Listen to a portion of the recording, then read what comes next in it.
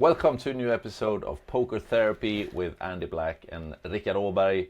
We are thrilled about making another episode. I'm here with Andy Black. How are you, Andy? Yeah, I'm good, yeah. It's been a strange and weird week, and I'm excited about this subject today. And also it's going to be part of Composure, which is a huge and sprawling subject. We're going to have a really exciting guest who's Donnacha O'Dea. He's basically the European Doyle Brunson. Yes. But he's still above ground. We still have him. Yeah. And he would be the personification of composure. And then we're also going to do something which we're going to do every show, which is speed coaching. And a couple of years ago, I filmed doing 10 people 5 minutes back to back, just coaching them for 5 minutes.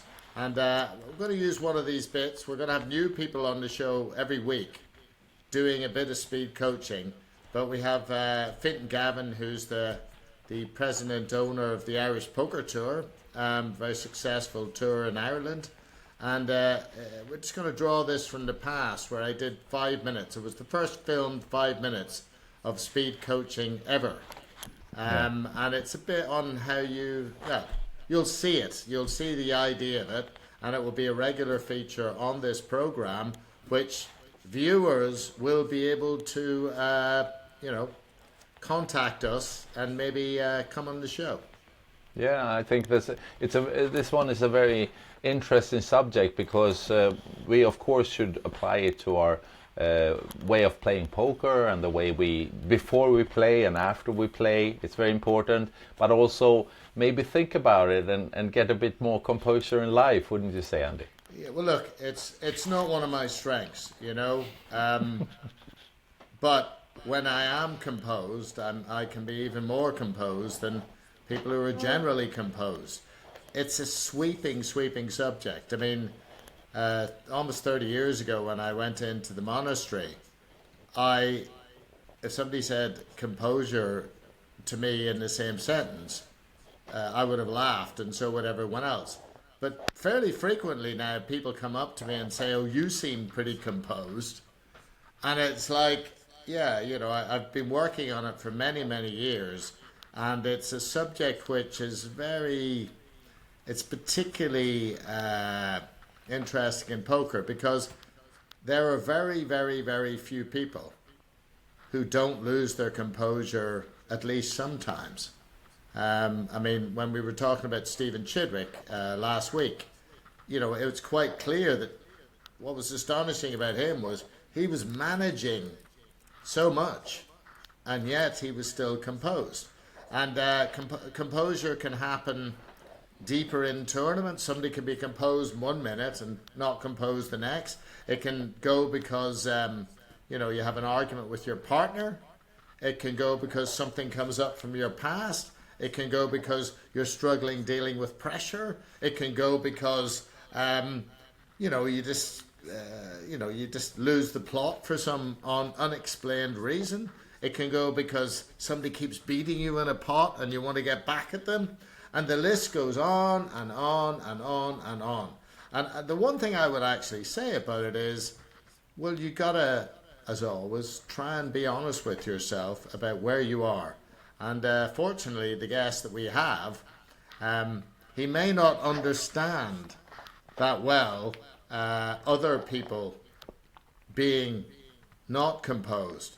But by God, has he spent the last 40, 50 years benefiting from noticing when people aren't and making sure that he is.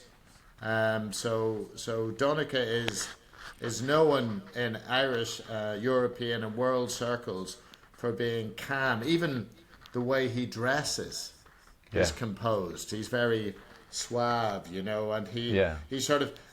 I've been with him when he's been drinking a fair bit over the years, and he'd have a lot, a fair few drinks, and even then, he's composed. What a pro! So I mean, wow, So maybe he won't be able to help you except by example, which is of course one of the big ways that you can help people. So as you're listening to him, try and allow it to waft over you, kind of like smoke in a room, and maybe some of it will rub off on you. I know that Porrick Parkinson always says that when you talk to Donnacha, he's so generous with all of his wisdom. He'll tell you how he's thinking through hands, etc., etc. But he's got so much humility, he doesn't even realize that that's what he's doing. He's generous with his wisdom. He's generous with his time. He'll always have a moment. Back in the day when I was a young nobody, he was the kind of person who, if you asked, he would give you that moment. He would give you that time, So, and maybe there's some connection between that and why he's so composed. And also, yeah, of course, and of course, it's something that he had so many years in the game, and in life, we have to say, he's slightly older than us, and from his experience, being that way has paid off for himself and for the appreciation for the people around him. He's a very appreciated man and liked. So of course, this is something that everyone should look into and see and try to learn from. I really think so. Yeah, and for his age, all you need to do is think Philadelphia. What do you mean? The Philadelphia 76ers. Aha, 76ers. There you go. That's a good one. Yeah, he was born a while ago, and we're going to listen in to Mr. Donnacha O'Dea.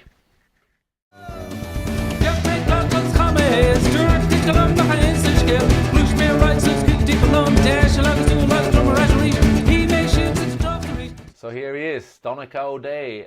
Donnacha, good to see you. How are you? I'm well, thank you. Yeah, it's been a while. Yeah, it's been a while. We used to meet all the time in Vegas when I was there working, and you've been there quite a few times, haven't you, during the World Series? Yes, yeah, for too long probably. Do you actually remember the first time you went to Vegas to play? Oh, absolutely. Yeah, it was 19. Well, actually, I mean, the World Series I went in '82, but on my way to Australia in '72, I went to Vegas for a night. I was still swimming, and I was going to train in Australia, but I thought I have to have a night in Vegas. So, yeah. But I think I was in Caesars. I don't know exactly where I was. No, I understand. Now, for those who doesn't know, were you the first person doing 100 meters under a minute for Irish swimmers? You have a good memory, yeah. I wish my memory was as good as yours at this stage. But so you were a good swimmer, weren't you? Yes, very good, yeah. All right. Do you think that you took that kind of experience with you? Because we're going to talk about composure today, and you always look like being the most composed European player, more or less, when I've seen you in America. Do you think you took it with you from the swimming? Oh, definitely. I always sort of found that, with swimming, I did a lot of, I was very focused before a race, and I sort of brought those techniques probably to the poker. Like, in fact, when you mentioned going there first in '82, I was sort of pretty determined to play in the biggest game to see where my level was at. I don't think it was probably the smartest strategy, even though I won. But it was sort of like, I just wanted to sort of see whether I could lock horns with Doyle and Chip and Stewie and people like that. If I saw a lineup like that now, what do you want to play in that game for? Yeah, but of course. And of course, you had some pretty good genes to have good composure as well. I think Andy told me you had a dad who was a pretty good poker player as well, wasn't he? Yes, I mean, my father introduced me to poker. He was an actor, and obviously that was his speciality, making tells on people, which wasn't really my forte. I mean, I wasn't anywhere, or maybe he just didn't teach me enough things to look out for. But apart from making films, he ran sort of the biggest game in Dublin twice a week if he was around, and they normally played in a hotel. But sometimes they played in our house because the Irish Prime Minister, he was the Minister for Finance, and when he became Prime Minister, he didn't want to be seen going into a hotel. So if he wanted to play, they played in our house. So, of course, I got to watch. I was about 14 when that started, or 13, but I got to watch for like 20 minutes, you know. And I normally didn't want to stand behind my father because he was in so few pots. You know, I was trying to stand behind other players. The And apple my doesn't father fall was trying to far from the explain to me, tree. this doesn't really look good, you know. Was he as tight as you, Donnacha? Probably tighter. No, it does.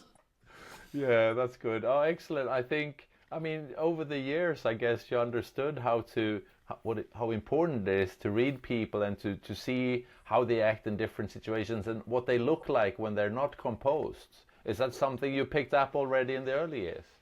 Yes, to some degree, you know, and obviously, I suppose one of the surprising things was people that, you know, you might regard as not being value could become fantastic value when they were losing, you know. I mean, Yeah. like Stu Unger would be a good example. If Stu was winning in the game, he would torture the game, you know, but if he was losing, you know, that was the best player to have in the game. And famously, I think you beat him once heads up, didn't you, in a tournament? No, Johnny Chan. I beat Johnny Chan when I won my bracelet, but I did play Stewie in Dublin. I challenged him to play head up, which I find like mind-boggling that I must have been losing. And he actually quit me. I was a long way in front, and then we played some huge pot, and then he stopped, funny enough, you know, so it was sort of odd, you know, I suppose that was a compliment in a way. Yeah. That's very nice. Yeah, he was a special character, and we talked about composure and taking a pause when you can, and maybe he was not the best in that. Would you say? Oh no!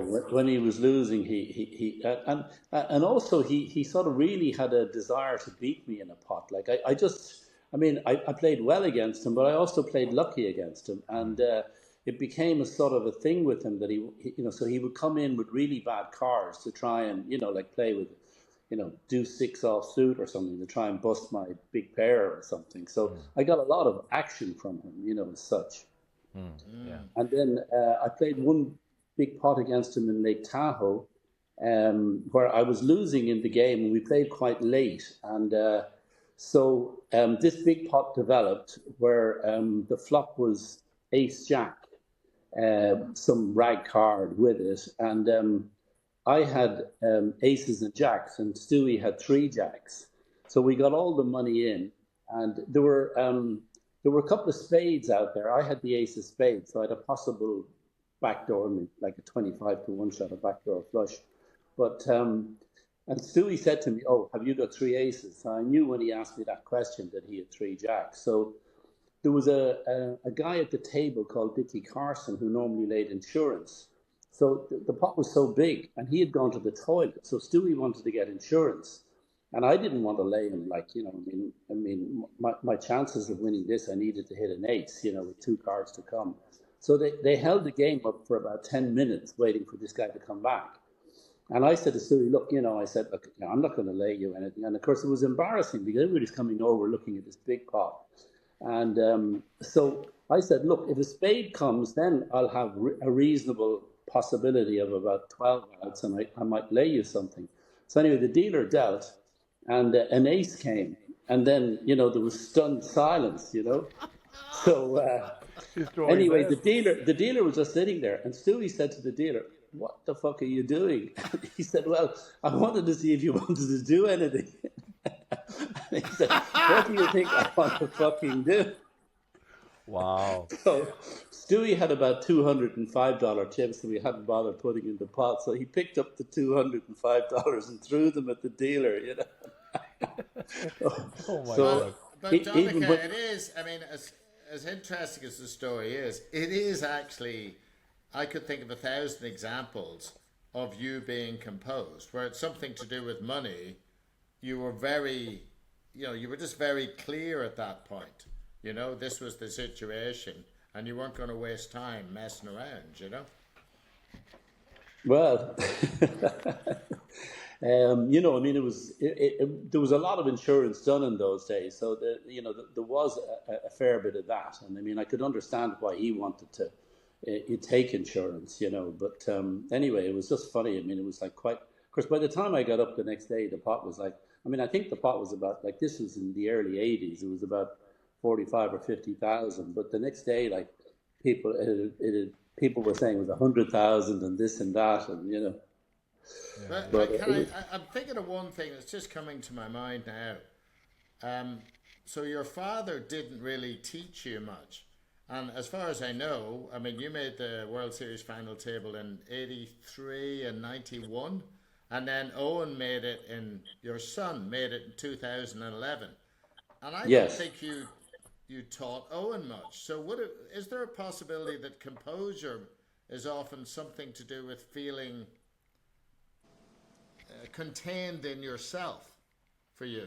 You feel like you're contained. It's not something you feel whole in yourself. Well, I suppose I would have had a lot of discipline. Like I would, playing cash games all the time. I mean, with the tournament, you start and you buy in for 1,000 or whatever it is, and maybe nowadays there's rebuys, but you can't lose too much. But like basically, I would always set a limit on what I wanted to lose in a game. So, and I'd analyze as the game went on. I mean, like say I decided that 10,000 was as much as I wanted to lose. As the game went on, I mightn't even be prepared to lose 10 because I might sort of look at the other players and, like if they're guys that should be losing or winning, I might just pull up stumps, So I was always very disciplined. And, you were talking before about the idea of pausing. One of the things that I sort of liked about going to London, we played 3 days a week there. So we played Wednesday, Thursday, and Friday, and then I flew over on a Wednesday and came back on a Saturday. But I found that was great from the point of view, if you had a losing week, you went back the next Wednesday, and it was like you're starting fresh.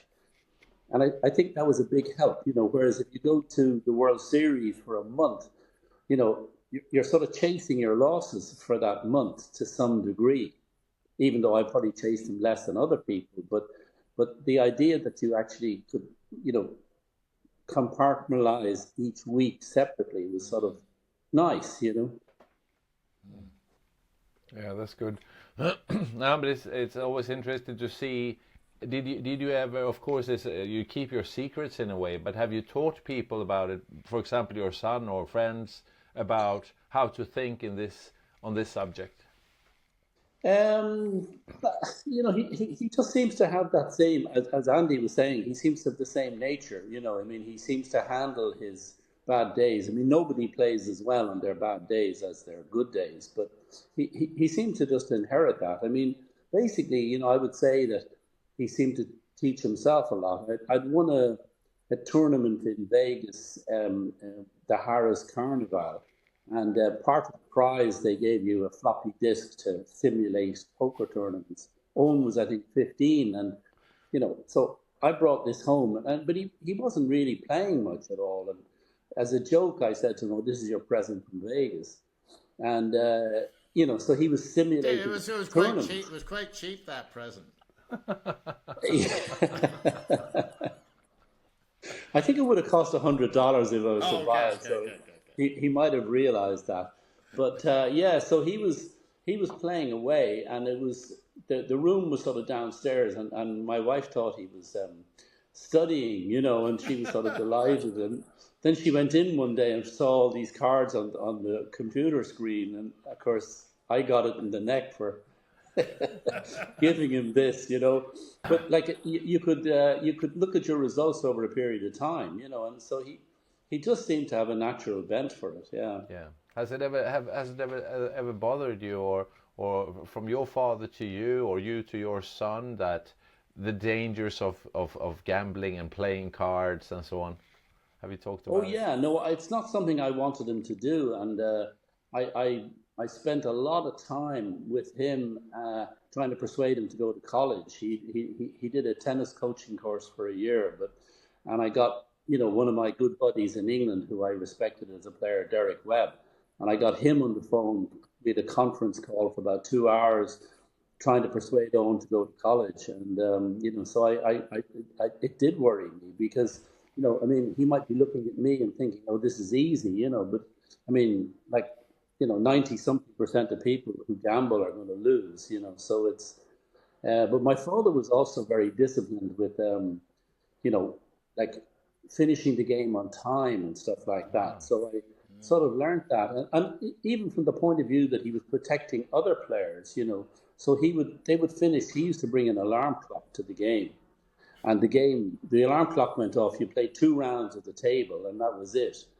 And he was very loath to leave the chips behind to have a second session because he didn't really want people to lose too much. So that, apart from having the discipline himself, he wanted other people to be more disciplined too.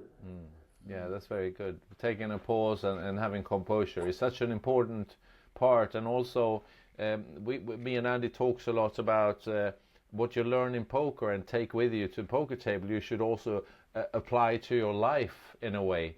And do you think you have?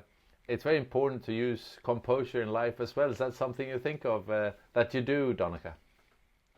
Well, I suppose, yeah. I mean, the idea that I never moved to London to play. I mean, so I sort of had my family life in Dublin, and then I went there and played cards sort of for half the week. So just having a break completely from it was very beneficial. So I mean, I think if people are playing where they're living, I mean, then it's pretty important to not to play 7 days a week or 24 hours a day for whatever. So having that other part of your life, and being able to manage the two, I think. Yeah. I mean, look, you're just very good at this stuff. So in some ways, because you're very good at it, you can't almost see it because it's just who you are. You embody this. So it's by hearing the stories, people can maybe tune into that a bit. It's very, very good, just to tune into what Donnacha's saying and say, oh, how could I be a bit more like that, Yeah, I remember reading Doyle's book in the early days, and one of the things he said was that if he ever had a row with his wife, he wouldn't play poker that night. And, so little things like that, obviously you won't have that sort of composure going to the game if you've just had a row with somebody. So, you can just sort of take the day off and that would make a lot of sense. Yeah, for sure. Very good. Thank you for sharing this and talking about this subject. It's very interesting, and we're gonna change subjects every now and then. But this is, of course, a very big subject when you're playing poker, but also if you live life. Wouldn't you say, Andy? Yeah, I mean, look, I always looked at Donnacha as something I would aspire to be a bit more like. My composure is a bit more Unger-esque. So when Unger was composed, he was like really, really composed and inspired and, imaginative and focused, right? But the problem with being that kind of character is when you're not like that, a lot of things fall off, So I've been more like that. So to try and even little bits of time spent with people like Donnacha, it sort of rubs off on you a bit, just a little bit, and it's kind of like, and when I was younger, I probably would have been more dismissive of it.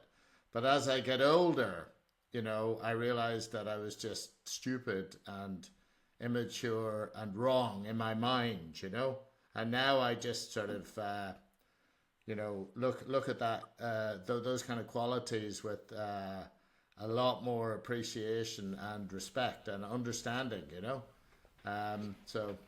Yeah, I talked to Andy. I know you've spoken before. Are you going back to Vegas next year again, Donnacha? Yeah. I actually didn't play the main the last 2 years. I played, this year and last year. I played it 2 years ago and cashed. And I just thought, I was just so exhausted by the time we made the money.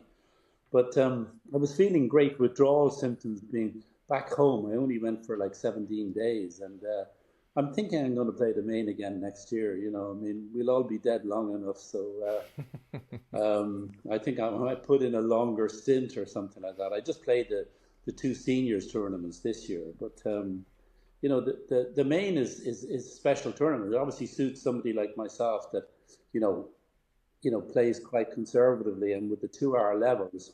and the the structure is so good now that you've got a good chance of cashing anyway, whatever about getting into the top 100. But yeah, I think I'm probably going to play the main next year. Excellent.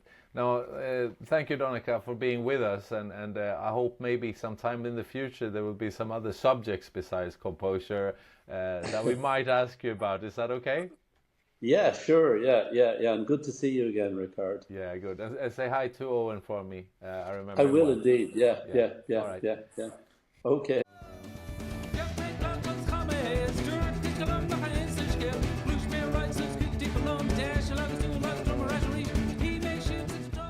Well, it was very interesting to hear Donnacha talk about how he is such a composed poker player and composed person. So hopefully you got something from that. What do you think of the talk with Donnacha, Andy? I think I said it at the time, but it only came to me while we were talking. And I've known Donnacha for, God, I don't even want to think how long. It's close to 40 years. And also, my goddaughter there's a relation between him and his family. So we've met each other in absolute circles outside poker circles, because there's a kind of a connection between my goddaughter and his mother's side of the family, So, it just struck me, because I did not realize that Dennis, his father, didn't help him at all. But I knew that him and Owen never really talked strategy much either. A bit like Doyle and Todd Brunson. Funnily, Todd Brunson sort of just got on with it himself.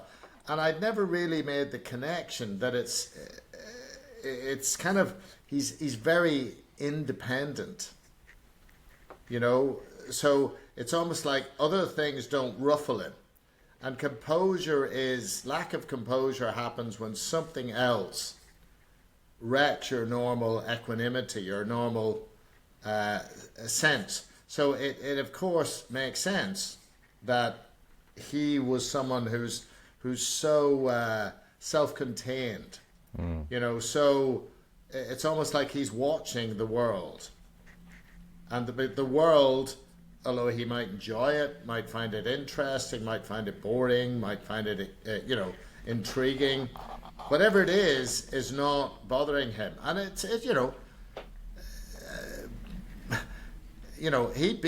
he was very modest about it. Yeah, but he well beat Stewie Younger, on a bunch of occasions, and there's very few people alive who remember playing Stewie Younger, but you just imagine the difference in their personalities. Yeah, it can't be further apart, Absolutely, apart. Night and day, Yeah. And yet, when they both managed to express their personalities as them, without their weaknesses, that's when they played their best poker. Yeah. I kind of, you can imagine Unger, like that guy, maybe, arguably one of the best players ever, maybe at tournaments, but when he lost it, he lost it. And guys like Donnacha, waiting to get the tournament money, Yeah, it's kind of like, yeah, it's quite something. And in a way, Stewie Younger, because he was the best gin rummy player, arguably ever, some people have said, that does not fit with somebody who loses their composure. But True. Maybe he only had to use that little mathematical part of his mind, and there wasn't the personal bit involved so much, right. that he didn't have so much cause to lose his composure. But it's just, I thought the thing that Donnacha said about managing yourself within the game was fascinating, Yeah. How does somebody do, oh, people are losing, I think I will buy in for less. Yeah. And Yeah. And also, the game isn't so much, the game isn't so good anymore, sorry. Yeah. I'll buy in for less, And it's even maybe even a more important read, to read what's going on at the table without the cards when they're looking at cards, but also looking at players, your opponents, in what state they are, how uncomposed they are, or composed, and then take that into consideration. Yeah, and Donnacha, he made it clear he's not particularly a reader of people in terms of assessing what their hand is, like body language and stuff like that. He said his father was, but instead he became incredibly good at reading the overall situation, reading how people were. He was more of a cash game player. I assume Doyle was obviously very good at that as well. So it was just, it's just nice to hear that. Yeah, excellent. Now, obviously, it's difficult to teach some people skills when they've been through most of it and they have their set skills. As Donnacha said, I don't know if I should learn much more or so, because I go with my style now. But there are obviously quite a few people that need some speed coaching, wouldn't you say, Andy? Well, speed coaching, the plan was always to put this on this show. And I trialled it first on camera a couple of years ago, where I filmed 10 people, 5 minutes back to back, just to see whether it would work. And I had a theory that basically, first of all, I found I had a kind of skill for it, where I could just pick up how somebody was and then take it from there. Where so you're a bit, when you play a hand well, or when you go into a game prepared, you can feel it off someone. So I'm good at picking that up off someone. And then essentially a dialogue occurs, time constrained. And we're funny as human beings. If you say, look, you have 5 minutes to come up with the best answer of why you love your wife, or 5 minutes to come up with your best answer as to, how you make a pizza, or whatever it is. Our mind sometimes, it manages to fit in. It sort of responds to that. And frequently you can come up with a better answer to how you are, or how you do something in a shorter space of time. So what I found was, doing it with people, sometimes even if I'm restricted to a minute, I can help somebody, a certain amount in that period of time. Sometimes if you speak to someone longer, a lot of therapy sessions and coaching sessions are, an hour, and you do that, But whenever you speak for longer, once somebody's got whatever the thing is they can try out, or realize, well, you can actually do damage by speaking to people longer. So this is a recording from a couple of years ago. We will be doing it kind of live on the show. People can call in and they'll be able to arrange to maybe do some speed coach. You might have competitions. We'll see. But this is one from 2 years ago, and I'm doing it. I'm putting it on the show because it was the first ever person who was filmed being sped coach. And in a way, they're the opposite of Donnacha O'Dea. It's the kind of president of the Irish Poker Tour, Fintan Gavin. And he is somebody who is a bit like me, a bit wild and a bit all over the place. And let's have a listen to that. It's just 5 minutes, and it'll give you an idea of what speed coaching is all about. And I look a bit younger, Here we go.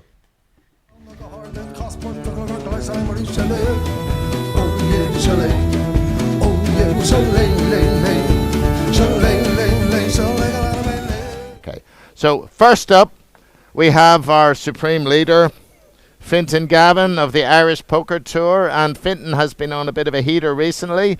He's become a specialist in Omaha satellites. Fintan. Andy, first of all, thank you for giving me a bit of time. I really appreciate it, because I know you're really busy. I think this is a brilliant idea, what you're doing. It really is. I've been trying to get coaching lessons off you for years. Well, you wouldn't talk to me a few years back. Yeah. Now you're starting to talk to me. But I was talking to you, Fintan. I wasn't listening. More. No. It was just more, the way there's this whole thing when, you have to wait outside the monastery. Okay. In the snow and the rain. Okay. And then you're ready to come in, and you were just going through that bit. You're probably so right. we were communicating, but not talking. I didn't realise that. That's fantastic. But did it feel? I'm just after learning something brilliant. Did it feel unpleasant? Already, this has taught me so much. Did it feel unpleasant? I'm going back. I'm getting out of the monastery. But did it feel unpleasant? No. Then maybe we're going to actually send you back outside again. Okay. No, joking aside, Yes. you, like myself, are a bit mercurial at poker. So I was thinking about it and realizing you were going to be first guy up here. I have one simple question to ask. Yes. There are times whenever you just don't care and the building collapses very quickly. But then once you kind of get in the zone, you're in the best few players in this country. What on earth do you do to be in that zone? Okay, thanks for saying that. I appreciate you giving me a compliment like that. But I think you've read it pretty bang on. I think motivation for me is a huge thing. If I'm not motivated, if I'm not focused, I'm brutal, and I just don't care. And I really have to get my mindset right, but I don't know how to get it right. And that's one of the reasons I agreed to talk to you today. So, so if you go back, like the last, you won a tournament recently, but you won about 4 Omaha satellites in a row. Yeah, they're going brilliant. There's been 4 satellites to the 2.5 But you're very busy. You've got like a lot of Mm. people who play poker. You've got a lot on. You're actually running this gig, but you managed to somehow focus enough to do that. So, if you were to describe in a couple of sentences, just what is it that you do? How are you whenever you play well? Just take a moment, yeah. What is it that is the foundation for you being motivated? How would you describe that? Well, I'd say the first thing I do is turn off my phone if I want to play well. Right. That's the first thing I do. But then I have a little chat to myself, and I just say, right, am I playing this or am I playing this? If I'm just playing it and messing, whatever happens, happens.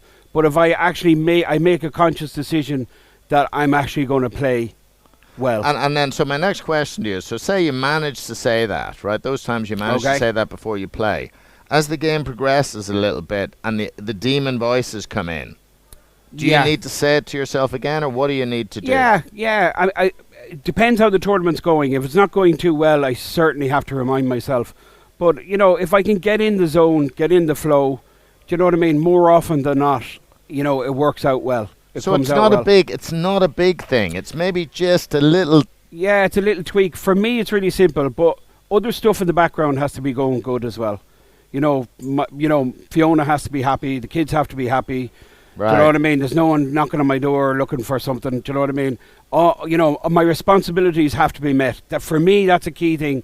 Being able to play well. If there's no noise. And would you say in the that's background, almost a kind of black and white thing in some ways in terms of your results, or is it grey sometimes? Okay, for me, it's a baseline thing. Okay, if my responsibilities are met, well, then I can play really well. I can make that decision more clear in my mind. Okay, I'm playing well. But if I've stuff niggling at me, it's very difficult. Because when I look at you, I mean, the greatest finisher ever in Irish poker was Noel Furlong. Yeah. And what he used to do is he used to get more focused as the tournament went on. And you're a bit like that. If you can manage to get in near the last table or two, then look out, because you're still making plays when other people aren't. The problem arises whenever you just sort of randomly make plays early on. Yes. So it sounds like, I mean, would it be, just to be absolutely crystal clear, just for you, because we're going to finish up now, taking it away, if you were to describe very simply what you're going to do whenever you play the Omaha High Roller, which you've won 4 satellites for, at 3 o'clock today, what's going to keep you in there? Like, let's say, even if you lose a few chips right at the beginning.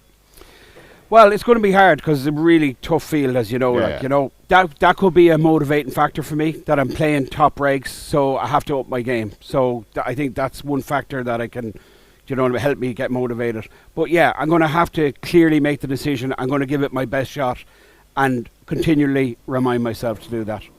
I guess that's what it is. Fintan Gavin. Thanks, top man. Pleasure.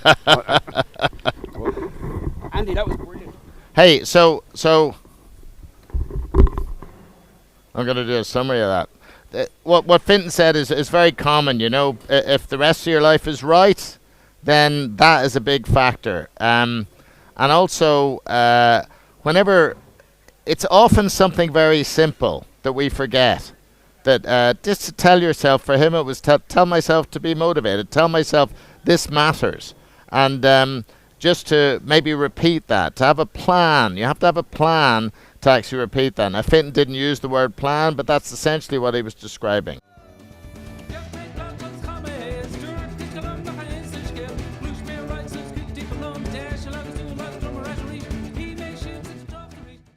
Even if it was a few years ago, it's definitely a timeless subject, and was interesting to hear the way you did that. What do you think now, in retrospect, of that speed coaching with Fintan Gavin? Well, I mean, you know, everyone, there was, I think, 10 people, and I did a few more the next day, and somehow the film for that got lost. But it was illustrating, it was an experiment of a principle. And basically, a number of people came back to me. There was one guy you didn't see. There was a guy who I filmed the next day, and he was he had an electrical, a successful small business owner, and he was an inveterate, not do well at poker tournaments, and he started talking about himself, and he basically it became clear that he was a creative guy, in charge, his marriage was good. He was sort of an accomplished kind of guy. Mm. But yet when he played poker, he was a bit weak. Yeah? And at one point I slapped him. Right? No, this is true. I slapped him, And he seemed okay with it. And then he kept not getting that he wasn't doing the same thing at poker. I said, come on, you do this in the rest of your life. Why aren't you like you are in the rest of your life at poker? And I slapped him again, And, we talked a bit more, and he went off. And a few months later, actually Fintan sent me the video. He did a video talking to him, going, wow, yeah, I've won like 3 tournaments. And he was very happy, And at the time, I thought, is this a bit mad? So basically, what is important about speed coaching, whether I'm any good at it or not, is another thing. But the principle behind it is we know when we're playing well and when we're playing badly.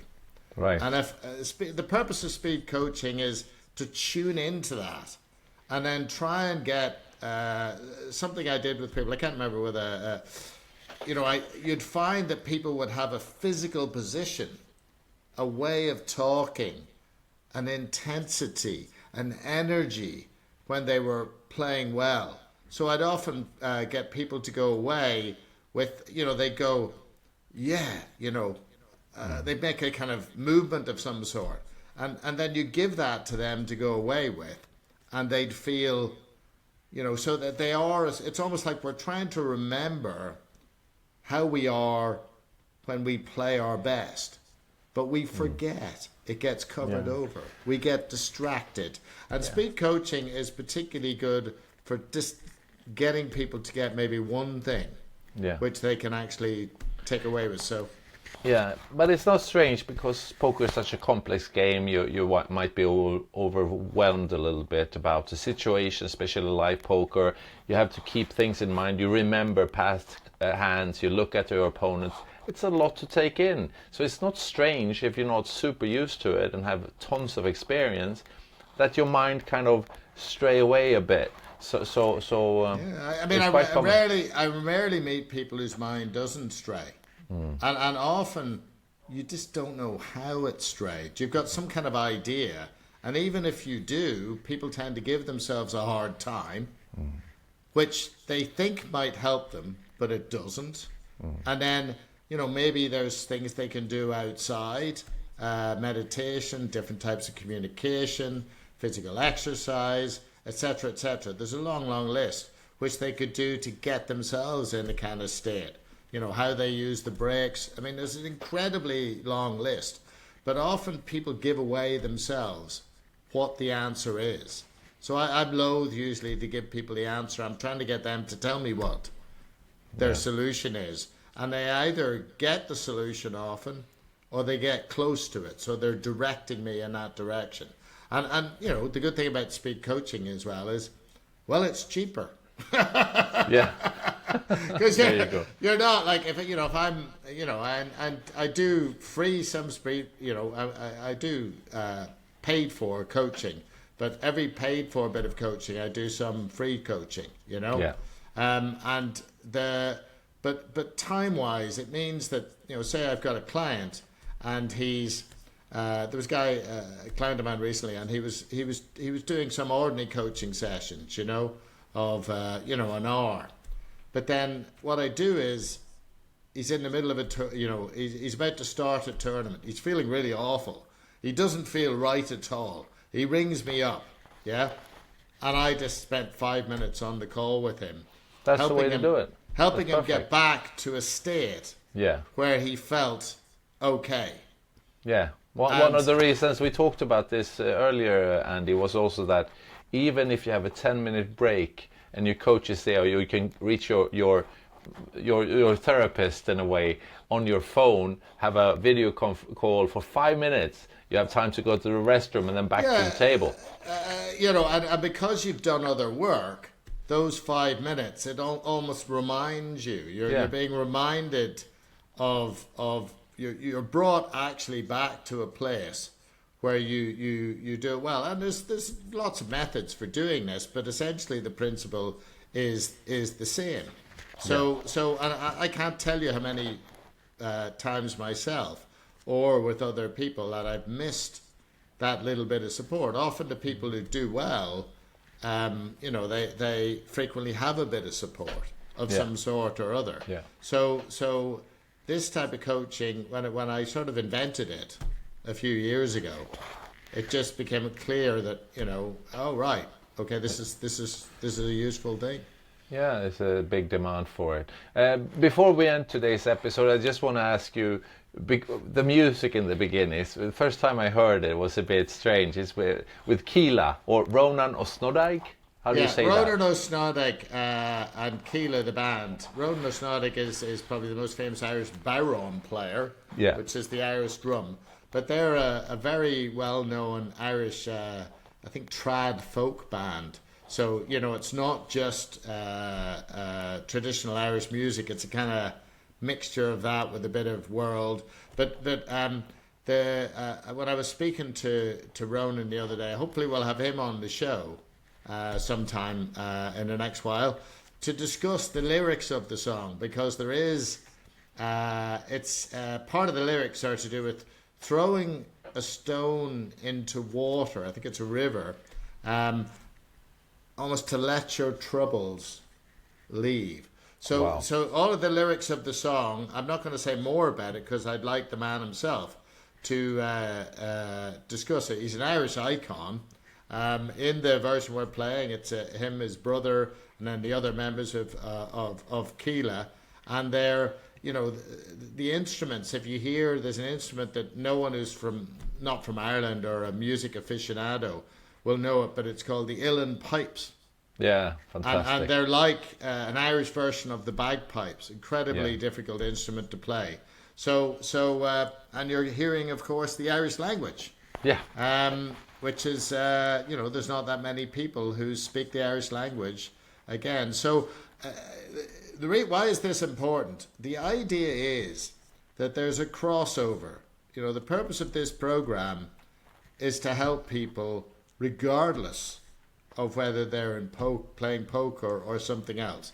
If you're under pressure and you struggle, or if you find it difficult to keep your composure, or if you do life tilt of some sort or other, or if you find yourself not inspired enough, that there's connections that can be brought in and conversations that can be had with people who are not poker players who may help you. And also, like our guest, Donnacha O'Dea, you know, he reminded me of Jack Nicklaus. And Jack Nicklaus always used to go home and see his family, even when other players were still at the golf course. So he would arrive for the main tournament sort of almost at the last minute, yeah? And that was part of this kind of balance, this kind of joy, this kind of, you know, for many people to sort of be able to, you know, be good in the rest of your life as well. They're not different. You know, if you go the way where you're just good at poker, well then, yeah, you know, you may be one of the greatest poker players of all time, but you may end up more like Stewie Younger. Yeah. And, you know, I understand that will be what some people will do. I certainly have done it a bit myself. But the purpose of this program is to almost unite this. So any feedback we get, that if there's any stuff you don't understand on it because you're not a poker player, please tell us. Your partner should be able to watch it, your friends, and hopefully get something out of it, yeah? Excellent, Andy. Good note to end on. It was an excellent show. Thank you again, Donnacha, for joining us. And also it's fun to see Fintan Gavin and your speed coach in there. So this is it for this week. Thank you for watching. Any final words, Andy? Good luck.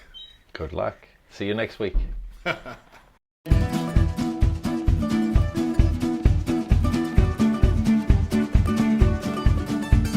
Schulzen she's out tree long over Harn to belong as Rogers. Schul at the wheel castle and the house. Claydas, banning the boon to the oxus, clock, white cheese, wing of sugar, like Scotch that high. Sound like a dish get down the tree, I can outrate to the 5 and a class and a chalet. Oh, yeah, chalet. Oh, yeah, chalet. The lanes not toes are along the Atlantis came all around to the loving and song. Well, come on, the mission of Haereiti, with the good sheen with the tongue of the Gash Bioxus, Spoil, Card, the Lons, a lot, Maxwell, Scottish shield. Cock chance of us in the flown of the hard